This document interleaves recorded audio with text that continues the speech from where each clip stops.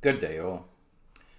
This talk will look at the history of the early electronic media, by which I mean the pre-internet electronic media, motion pictures, radio, and television.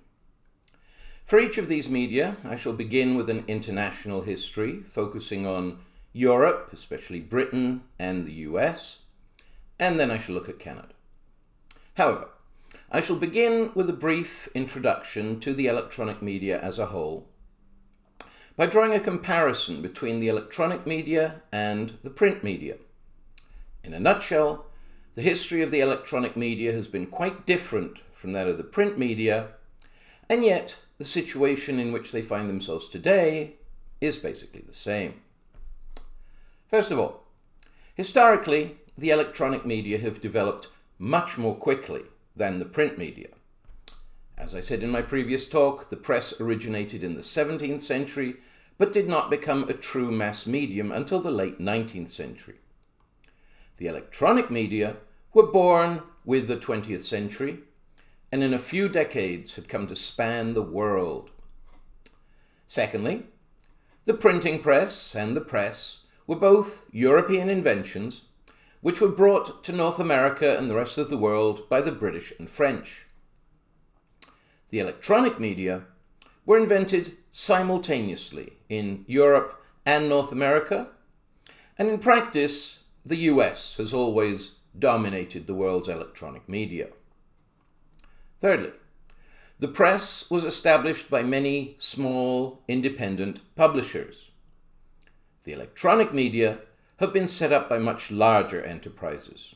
In the US, private media corporations have always led the way, while in Europe, electronic media have initially been set up by the state, as for example with Britain's BBC, and private media corporations have followed later.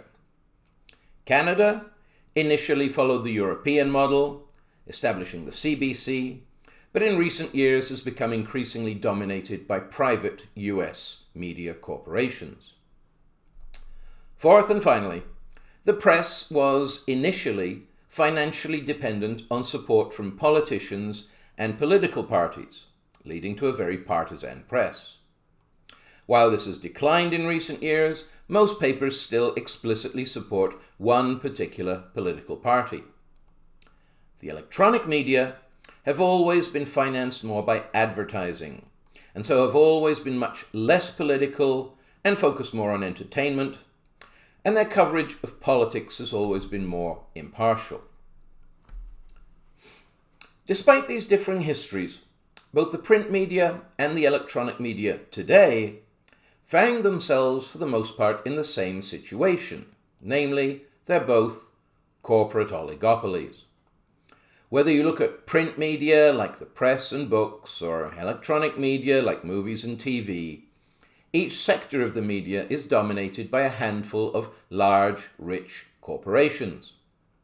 Indeed, these days, most large media corporations will have holdings in several different media, so they're all tied together, and the same few owners and CEOs run the media industry as a whole.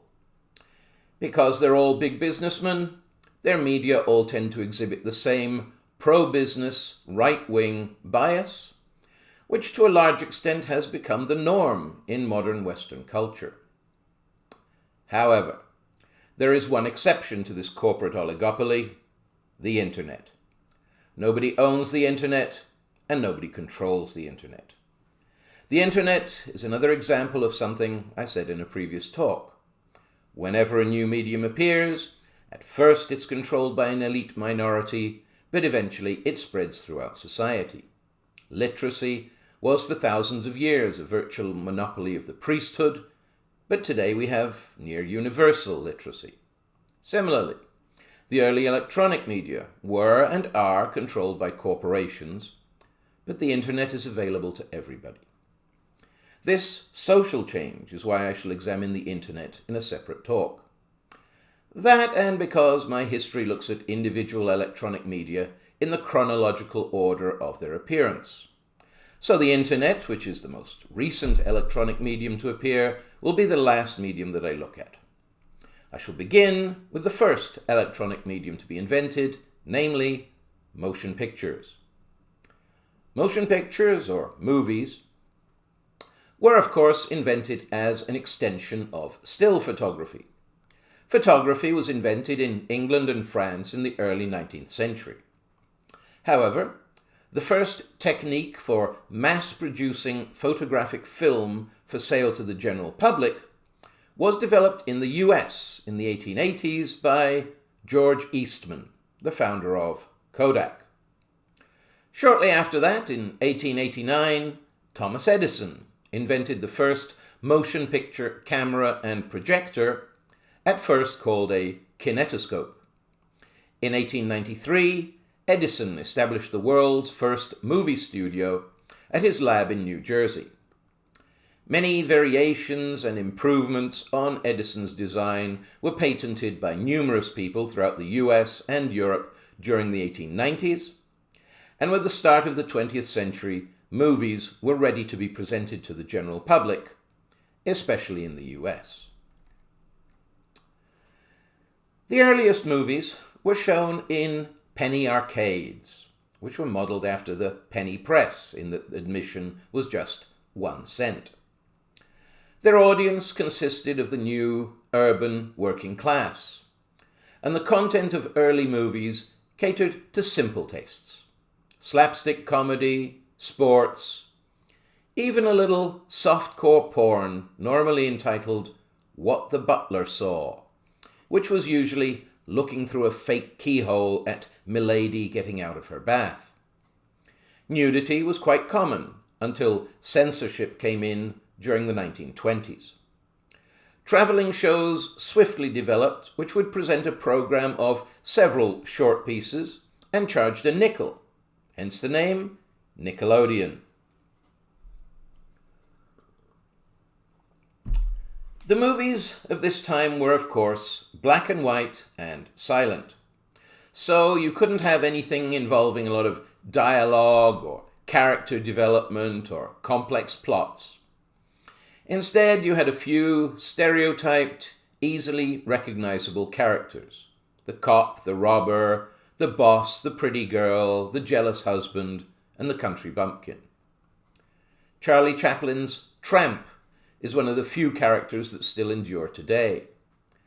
Since they couldn't speak, actors had to convey the plot through exaggerated acting and melodramatic facial expressions, which look silly today, but were accepted as cinematic conventions at the time.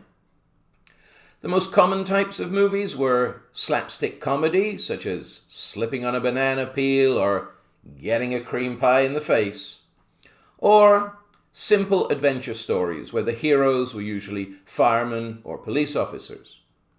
The Keystone Cops combined comedy and adventure most famously. They'd all pile onto one big police car, and some of them would fall off along the way and run to the crime scene and fall over a lot more, but in the end, of course, they always caught the robbers. A few attempts were made to present more sophisticated movies, conveying dialogue by interspersing written cue cards in between scenes, but they were not successful. Partly this may have been because a working-class audience didn't care for this highbrow culture, but mostly it was just because they couldn't read the cards. The 1900s was a period of massive immigration to North America from mainland Europe, and a lot of these new immigrants couldn't even speak English, let alone read and write it. Some of the English-speaking working class were also still illiterate. So it was best to concentrate on visual action and humour to get across to them. This means that, oddly enough, silent movies were the ideal entertainment for these new immigrants. Chaplin's Tramp, with no fixed abode, living by his wits, always on the road, with all his worldly goods in a handkerchief on a stick, was a character deliberately designed for this immigrant audience, as someone they could identify with and root for. From Edison's lab in New Jersey, movie studios spread, first to New York, then to Chicago. However, at first they did not have indoor sets with fancy, expensive lighting. To keep costs down, they mostly shot the movies outdoors. And in the northern US, the weather is not that reliable. So, movie makers looked south to California, where the sun shines every day. In the late 1900s, close to 20 movie studios moved to Southern California. At first, they usually set up in Los Angeles. But then they found a small town which was just 10 miles from LA, but where land prices, property prices, and property taxes were much lower. Hollywood. The first Hollywood movie was shot in 1911, and by the 1920s, Hollywood movies were the fifth largest industry in the US. This swift growth in the movie industry was partly due to the coming of World War I, 1914 to 1918.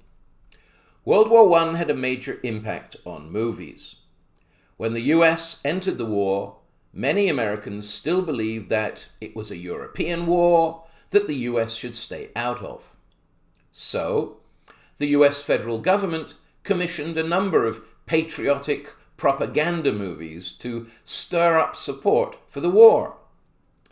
This had some success, so it was repeated on a larger scale in World War II, and after that the US government set up a bureau to establish a permanent working relationship between the army and makers of motion pictures. These days, producers submit military movie scripts to this bureau. If they think it portrays the US military in a favorable light, they will loan the movie maker literally billions of dollars worth of military equipment. On the other hand, if they don't like the way the movie portrays the military, they get nothing. This, of course, gives movie makers a huge financial incentive to portray the US military favorably. World War I also had one other major effect on the movie industry. While it gave the US movie industry a financial boost from the federal government, it virtually destroyed the European movie industry because it left mainland Europe as largely a pile of rubble. This gave American movies an early edge in the worldwide movie market, which they have retained to the present day. This in turn led to the further expansion of the US movie industry. Traveling shows were replaced by permanent movie theaters as audiences rose. In Hollywood, the movie industry became organized into the studio system that remains with us to this day, run by producers like Samuel Goldwyn, Louis B. Mayer, and so on. In other words, it became a corporate oligopoly. Now, up to the 60s, movie theaters normally showed a double feature, an A and a B movie together. The A movies, of course, had the big budgets and the big stars. And already by the late 1930s, just 8 studios accounted for over 95% of all A movies made in the US. These same corporations also owned most of the movie theaters, thereby securing outlets for their own movies. Today, just 5 studios dominate both movie making and movie distribution. They are Sony Columbia, Paramount, MCA Universal, Warner Media, and, of course, Disney. Sound came to the movies in 1927, beginning with the first talking picture, The Jazz Singer, starring Al Jolson. Sound allowed movies to introduce dialogue and more complex plots, which also boosted movie attendance. The middle class started to come to movies, and it became a medium for everyone, not just for the lowbrow working class. Let me give you some brief attendance figures to back that up. In the US, in 1922, 40 million people a week went to the movies. By 1930, this was up to 90 million per week, which is about where it stayed until 1950. But by 1970, this was down to just 15 million per week, and today it's only about 12 million per week. The reason for this decline in attendance was the coming of television.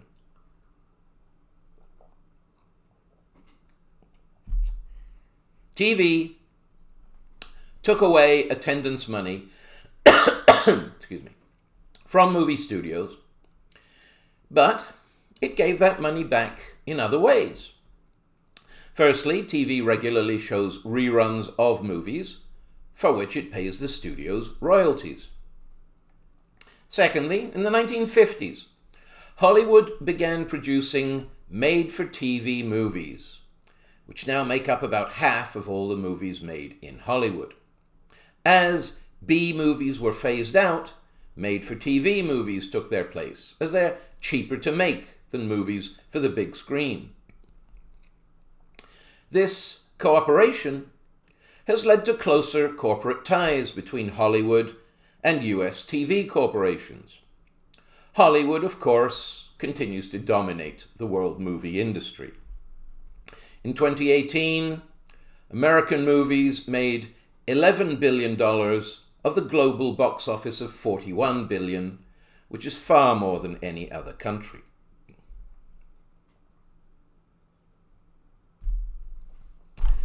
As for Canada, motion pictures came to Canada at the same time as the US in the 1900s. However, due to Canada's large distances and relatively small population, travelling shows could not succeed here. Instead, Canada built permanent movie theatres even more quickly than the US. Canada's first movie theatre opened in Montreal in 1906, and Canada's first feature film was shot in 1913. However, due to the small domestic market, Canadian movies just were not profitable, and few were made. No major studios emerged as in the US, which meant that each movie had to obtain independent financing, which was very difficult. At this time, the Canadian government provided no support for the fledgling Canadian movie industry.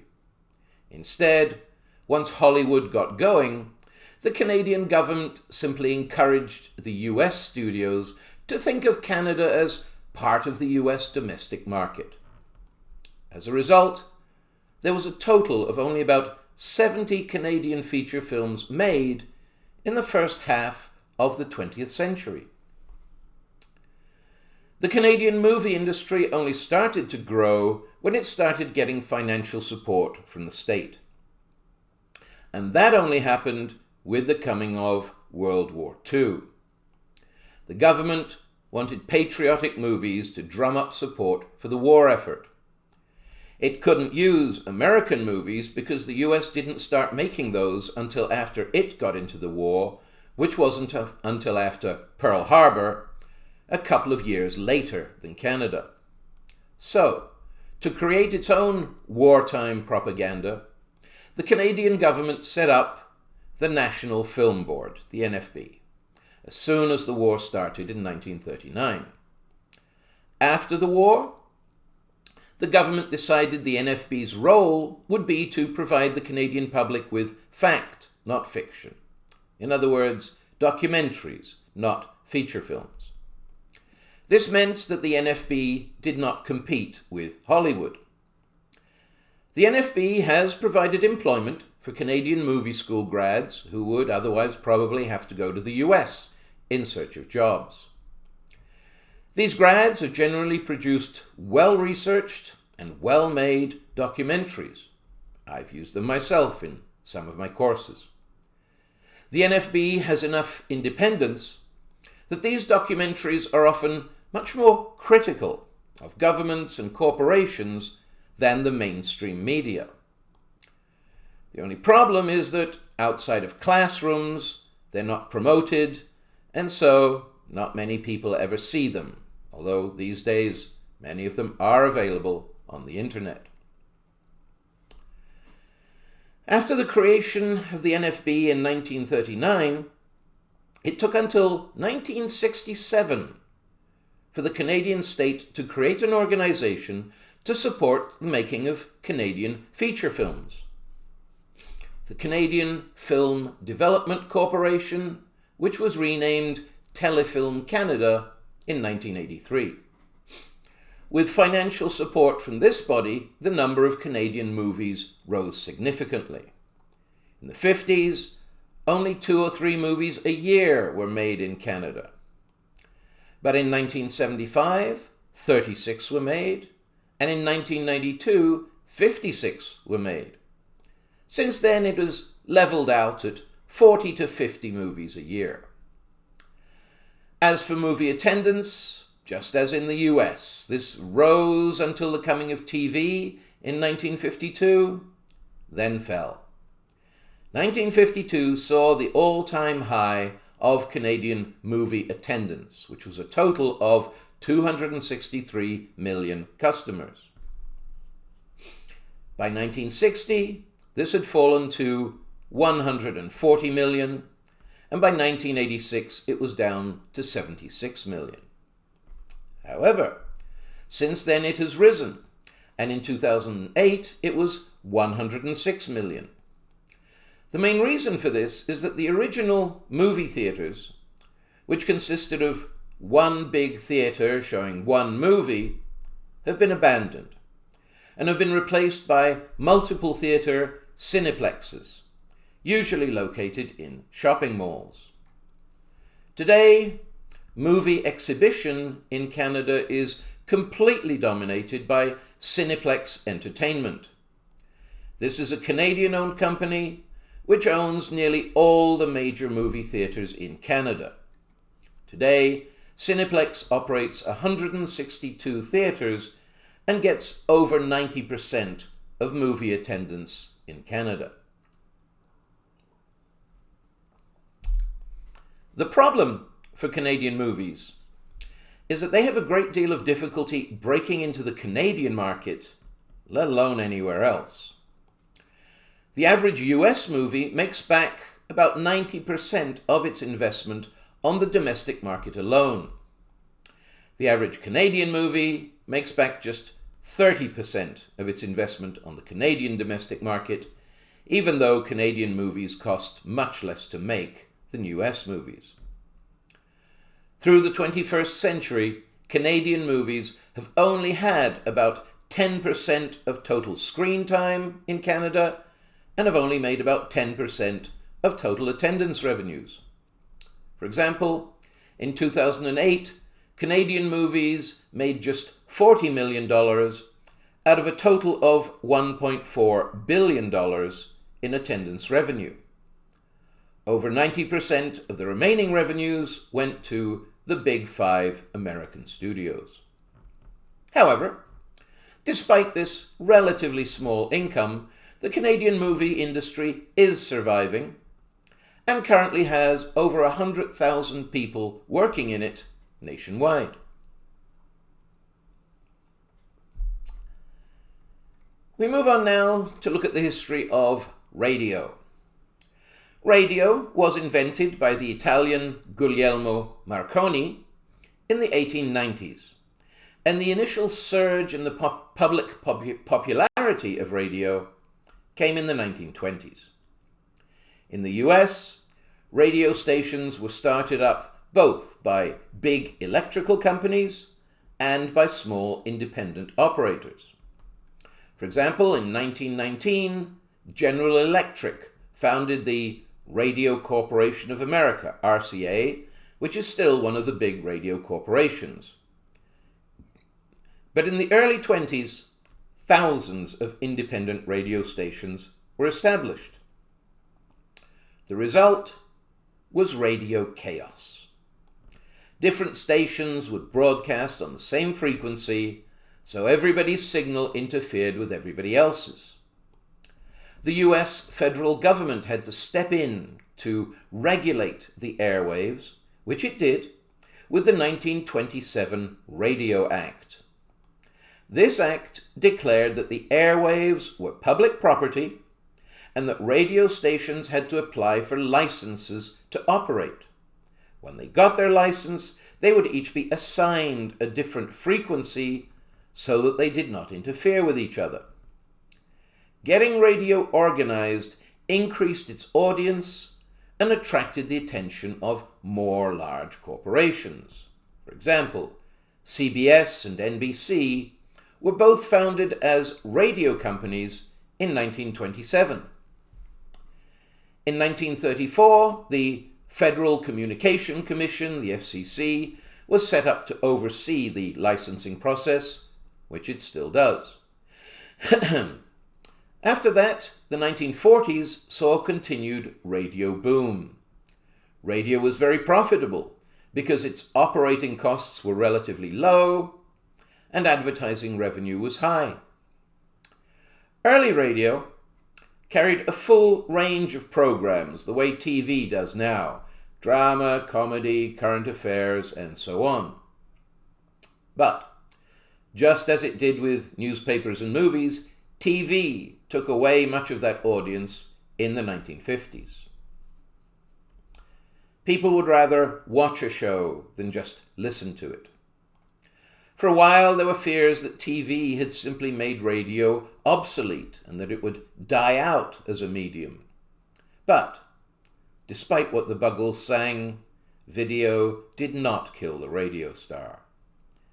That's because radio adapted by changing its format. Most programming was dropped, and most radio stations became primarily music stations. Radio gave modern society background music. Music played by radio stations could be a background to everyday activities in a way that TV could not be.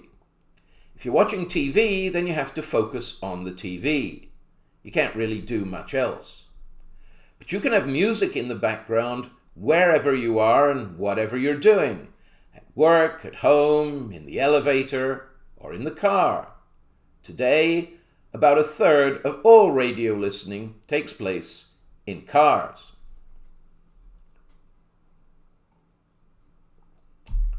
The switch to a mostly music format actually made radio stations even more profitable.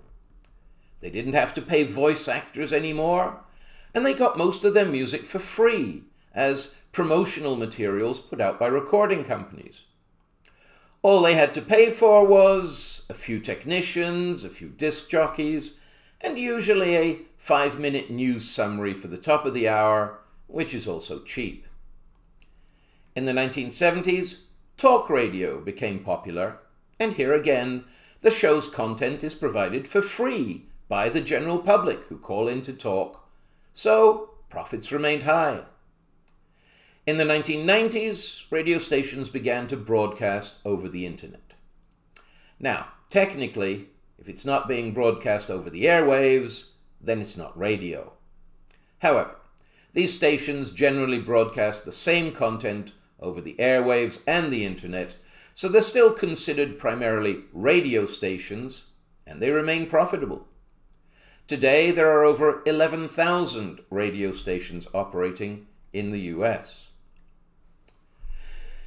In Canada, the earliest use of radio was not for entertainment, but for marine shipping.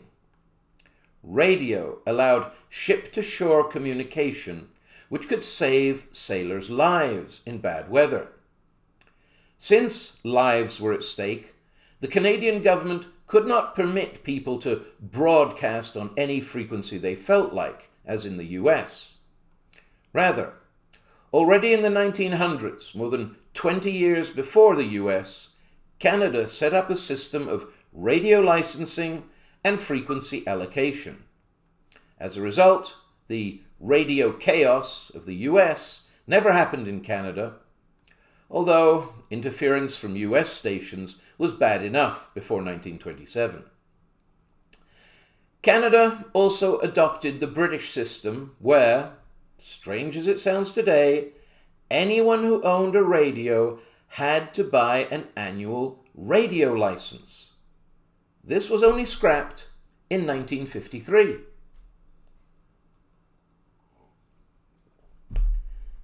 The problem with developing Canadian radio was that in the early 20th century, Canada had no large electrical companies like General Electric to invest in radio.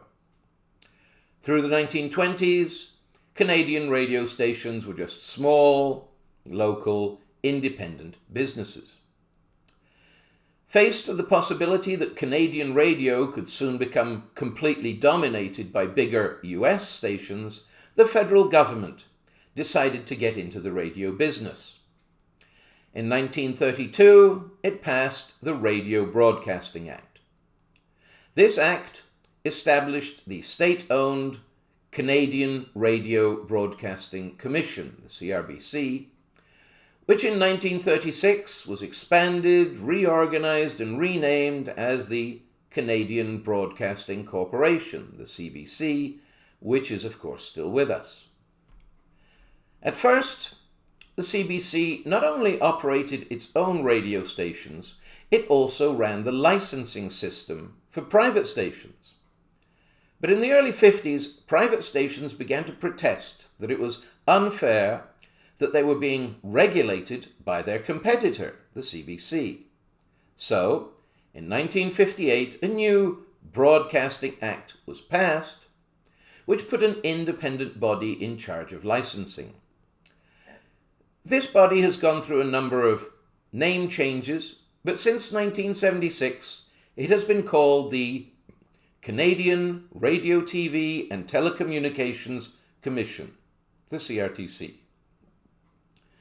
The CRTC is not only in charge of licensing, it also enforces the law which states that majority ownership of Canadian radio stations must remain Canadian, and it enforces Canadian content, or CanCon, regulations. In 1971 and 1975, CanCon laws were passed stating that at least 35% of the music played on Canadian radio stations must be music made by Canadian musicians. This has helped to boost the Canadian music industry.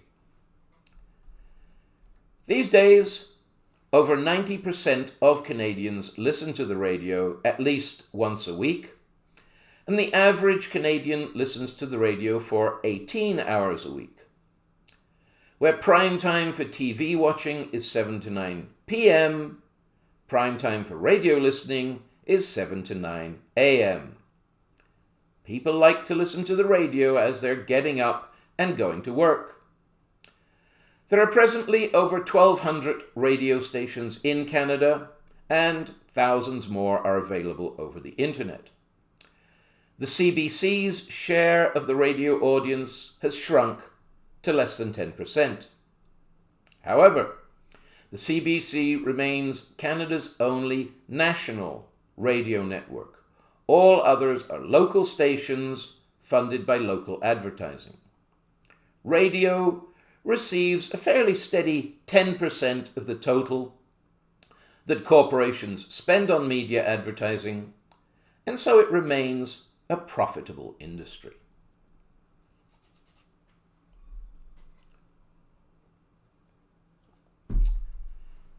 We move on now to the last medium I shall examine in this talk, television.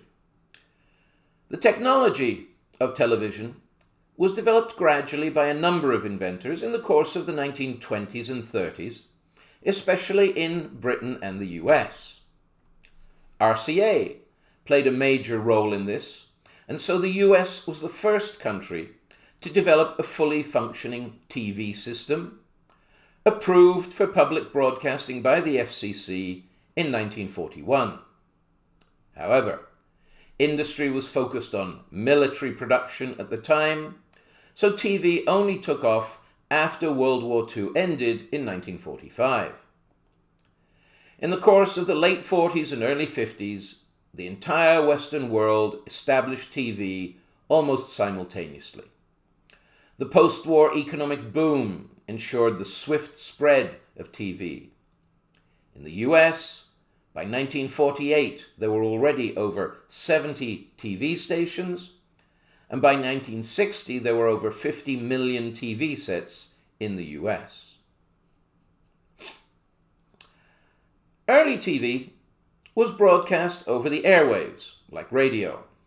However, the radio chaos of the 20s was not repeated for TV because the US government had learnt its lesson, and because the same organizations that had been created to regulate radio could just have their role expanded to also regulate TV. Just as it had done for radio, the FCC established a system of licensing and frequency allocation for TV.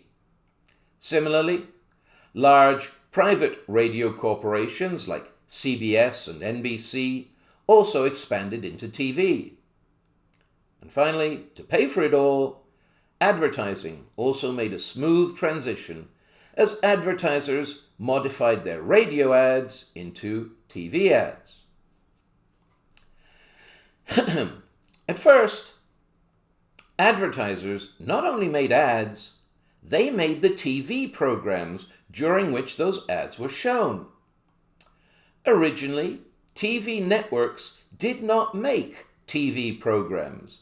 They just sold airtime to advertisers. However, that did not last long. In the late 40s, networks already began to make their own TV programs. By the late 50s, about half of shows were made by networks, half by advertisers, and by the late 60s, the networks were making over 90% of shows. In the US, TV swiftly became the usual corporate oligopoly, dominated at first by just 3 big networks: ABC, CBS, and NBC. By the mid-70s, they had over 90% of the US TV audience between them. In the early 90s, they were joined by a 4th major network, Fox. However, cable was introduced in the mid-60s, and while it grew slowly at first, it began to take significant numbers of viewers away from the networks in the late 70s. By the mid-80s, the networks were down to about 75% of the nightly audience, and in the year 2000, they had only 57%, while cable had 39% and satellite had 4%. Satellite TV was developed in the US in 1976 and approved for public broadcast by the FCC in 1979. Europe followed shortly after. For example, in 1982, Britain began operation of its first satellite TV station, Sky One. However, satellite TV has not become very popular, partly because its signal can be disrupted by bad weather. For the most part, people only get satellite TV in rural areas where they can't get cable. Cable has become the principal means of delivering TV signals. By the year 2000, about 80% of American homes had cable. Cable increased the number of stations that viewers could get. But in doing so, it also introduced inequality of access to TV. While TV was broadcast, anyone with a TV set could access all the stations. With cable, the more you pay, the more stations you can have. This process has been taken further by the introduction of pay-per-view, where the more you pay, the more you view.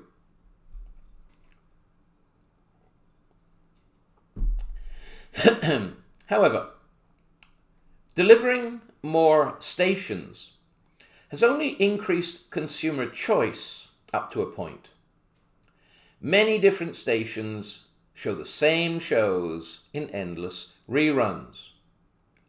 Old favorites like Friends, CSI, or Star Trek can sometimes be found on a dozen different stations on the same day. And even if they're not showing exactly the same programs, they're still showing very similar ones. This is why satellite has not taken off, so to speak, even though it offers hundreds of stations, because they're all the same. A study in 2002 found that no matter how many channels people have access to, whether by cable or satellite, they usually only watch a total of 13 or 14 channels. So, having much more than that is just a waste of money. American TV dominates global TV, and that domination begins at home. Less than 2% of TV programs shown in the US are not made in the US, and most of those are shown on PBS, which is a non-profit provider of educational programs like Sesame Street. Europe developed TV differently than the US. Most European countries introduced TV by establishing a single state-run TV station, such as the British Broadcasting Corporation, the BBC, which in Britain is known as Anti-Beeb or just the Beeb. The BBC is what in Canada we would call a Crown Corporation. It is funded by the state, but it is an independent organization. This means that politicians cannot directly tell it what to show or not to show, and it does not take sides in partisan politics. However, politicians still put pressure on it. For example, for decades, Britain was in a struggle with the Irish Republican Army, the IRA, an Irish separatist movement who wanted to take Northern Ireland out from under British rule. The British government pressured the BBC and private TV not to run any interviews with IRA members on the grounds that this would be encouraging a terrorist organization. While this might be true, it also meant that the British public never got to hear the IRA's side of the story. The BBC has never had ads and still does not. Instead, it is financed by an annual TV license, which is currently about $250 Canadian, and which is paid by every household that has one or more TVs. This means that advertisers, and through them private corporations in general, have never had much influence on state-run organizations like the BBC. So, since the BBC is not run by either the state or capital, who is it run by? For the most part, middle-class intellectuals. This gave early European TV a very highbrow tone. John Reith, the first Director General of the BBC, stated that he saw his job as being to educate and uplift the British public. In practice, this meant establishing middle-class standards and middle-class programming, serious art like theatre and opera, and serious issues like current events and documentaries. Entertainment took second place to raising the cultural standards of the masses. However, once the state had established the basic structure of TV broadcasting, the private sector soon followed. In Britain, the first private TV station was Independent Television, or ITV, which debuted in 1955. ITV, which was dependent on advertising revenue, focused on providing entertainment for the working class. This quickly made it much more popular than the BBC. Already by the end of the 50s, ITV had 70% of the British audience. The BBC responded by splitting in two. BBC One became an entertainment station for the working class, while BBC Two continued the highbrow middle-class tradition. BBC One has always had higher ratings, but BBC Two has always had higher status. Similarly, BBC One has higher status than ITV, even though ITV normally has more money to spend on its programs. By the late 60s, BBC and ITV split the audience about 50-50, and that's the way it stayed. Despite the coming of cable in the 60s and satellite TV in the 80s, it's been estimated that on an average day, at least 80% of the British population watch something on BBC. When I was a kid, growing up in London, England in the 60s and 70s, the BBC Evening News was practically a religious observance for most Brits. Everybody watched the BBC Evening News. It doesn't have quite that mystique these days, but still, just about every country in the world today carries the highly respected BBC World News, including Canada. The European Union has tried to promote European TV both through cash subsidies and by limiting the inflow of US TV. Quotas, tariffs, and other regulations have been established which operate like CanCon, but on a larger scale. They have ensured that the content of European TV is about 2/3 European, 1/3 American. In recent years, TV has been changed by the introduction of streaming services, which provide TV programs over the internet. Streaming began with the music industry. In 1999, Napster introduced free music file sharing. In 2001, this was ruled by the US courts to be an infringement of copyright, so Napster changed to a subscription-based format and was soon joined by others like Spotify, SoundCloud, and Apple Music. As of 2019, they have over 500 million subscribers and account for almost half the music industry's sales. TV streaming began in 2005 when YouTube introduced video file sharing. It was such an instant success that in 2006, Google bought YouTube for $1.65 billion. As of 2019, over 1 billion hours of content are watched on YouTube every day. And YouTube is the second most popular website in the world after Google. The swift success of YouTube led to TV networks and independent operators creating websites where TV shows could be streamed, such as Amazon in 2006, Netflix in 2007, and Hulu in 2008. As of 2019, Netflix is the world's largest streaming service with over 100 million subscribers.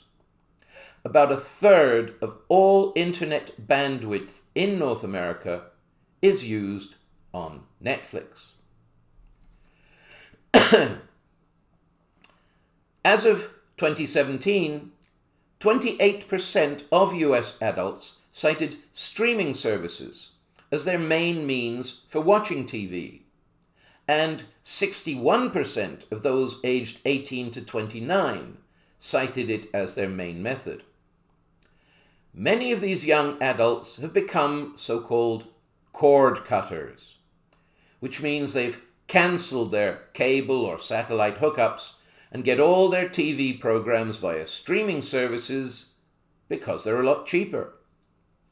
In the US, in 2008, 0.9 million got TV only via the internet, but by 2017, it was over 22 million.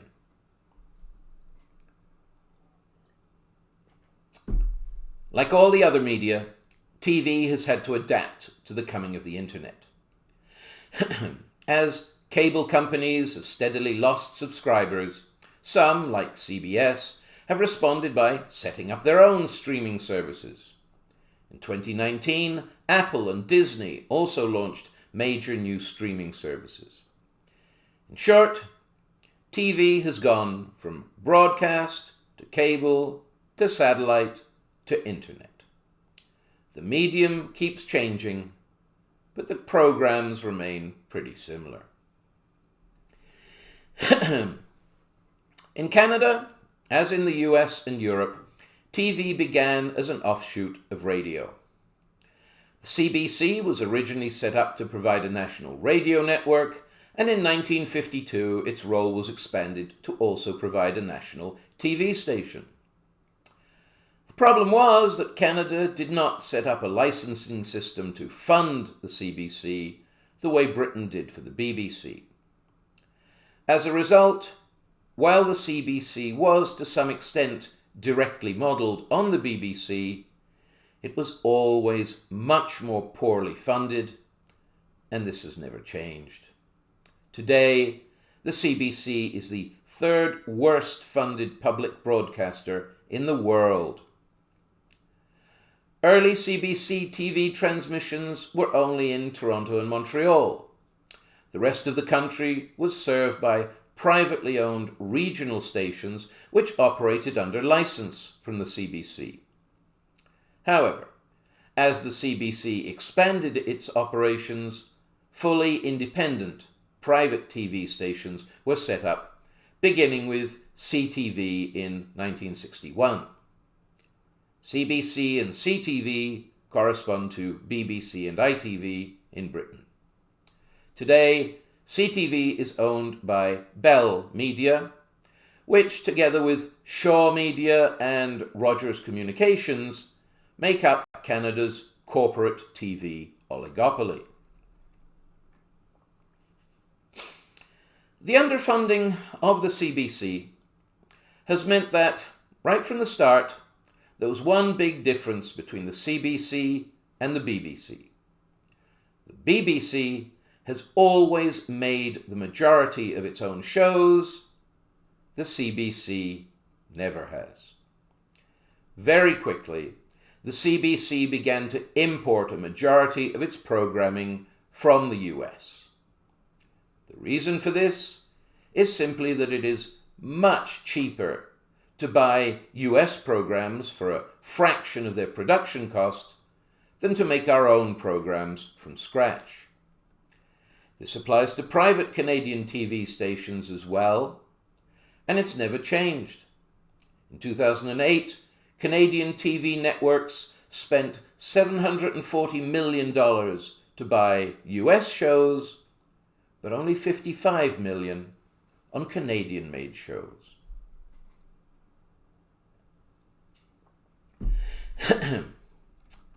Lack of funding also means that, unlike the BBC, the CBC has to run ads. The CBC only has about half the ad time that the private TV stations do, but that's still enough to provide about 20% of the CBC's income and to give advertisers some influence on CBC content. As a rule, Liberal governments raise funding to the CBC and Conservative governments lower it. In the 80s, Brian Mulroney's Conservatives cut the CBC budget by about $140 million a year. Since then, Liberal governments have improved funding, but recent Conservative leaders like Erin O'Toole have stated that if elected, they would make major cutbacks to the CBC. While the federal government has been stingy in its financial support of Canadian TV, it has been willing to provide support in the form of CanCon regulations. The 1958 Broadcasting Act created the Board of Broadcast Governors to oversee TV, a body which changed its name to the CRTC in 1976. Whatever its name, its job has always included enforcing CanCon regulations. The first of these for TV was introduced in 1960 and stated that on Canadian TV stations, at least 80% of ownership must be Canadian, and at least 60% of all programs and at least 50% of primetime programs must be Canadian. This is still in effect today, although its impact has been reduced by the coming to Canada of US cable stations to whom CanCon regulations do not apply.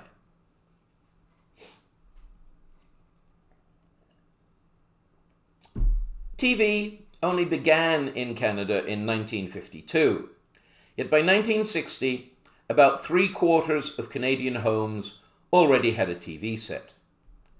In under a decade, TV had gone from nothing to Canada's #1 in-home leisure activity. Cable was introduced in the mid-60s, and by the year 2000, about 80% of Canadian homes had cable. Because Canada gets all the US cable stations as well as all the Canadian stations, Canada now has more TV stations available to a larger percentage of the population than any other country in the world. In practice, a division of labour has emerged in the Canadian TV market. Canadian TV stations provide Canadian content. American TV stations provide everything else. Today, Canadian programs only get just under 20% of the total TV market in Canada. Canadian TV covers Canadian news, sports, current events, and Canadian-made entertainment programs. Canadians want to hear about Canada, and when it comes to what's happening in the rest of the world, Canadians want to hear about it from Canadians. About 80% of news programs and 60% of public affairs programs watched in Canada are Canadian. However, even Canadian news is not really Canadian when it covers anything outside of Canada. Over 95% of the international news footage shown on Canadian news is bought from US news companies. In the 1990s, the government decided to provide more support for Canadian TV. In 1995, the CRTC established the Cable Production Fund, which went through several name changes before becoming the Canada Media Fund in 2010, which it still is. Since 1995, the CRTC has required that all Canadian cable companies contribute 5% of their annual revenues to this fund, to which the federal government also contributes. The fund spends about $350 million a year to promote Canadian TV shows. It has provided partial funding for popular shows like Murdoch Mysteries, Orphan Black, and Schitt's Creek, among others. In 2011, the CRTC, just 2 years after the US, ordered that TV broadcasting be switched from analog to digital in all major cities. In other words, in urban North America, TV no longer broadcasts over the airwaves as it originally did. Digital TV has become essential as we've switched to high-definition TV, which in turn has become essential as we've switched to large screen TVs. Streaming services came to Canada with the introduction of Netflix in 2010. And today in Canada, there are about a dozen major streaming services offering content usually for about $10 a month. In Canada, about 1 in 4 households have already cut the cord and dropped cable. And by the end of 2020, streaming subscriptions outnumbered cable subscriptions.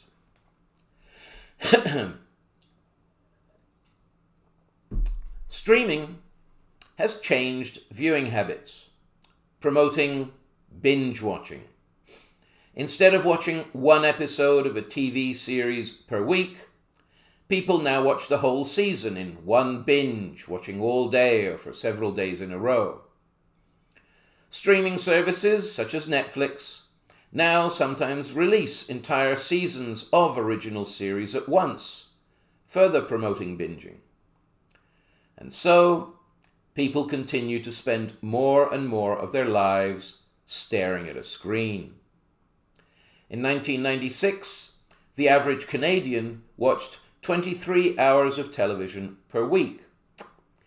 By 2010, that was down to 17 hours a week, but internet viewing was up to 18 hours a week.